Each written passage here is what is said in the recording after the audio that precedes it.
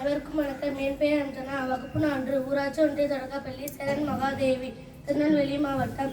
திருக்குறள். அதிகாரம் கல்வி. குறள் எண் 400. கேடில் விழுச்செல்வம் கல்வி ஒருவருக்கு மாடல்ல மற்ற எவை. பொருள்: கல்வியே அழிவில்லாத சிறந்த செல்வம், பிற எல்லாமே செல்வம் அல்ல. நன்றி. Good morning everyone. I am Shakti Bala, class 4, PUPS Saran Mahadevi in Tirunelveli district. GK. We twinkle at night, nobody can count us. We are the stars. Thank you.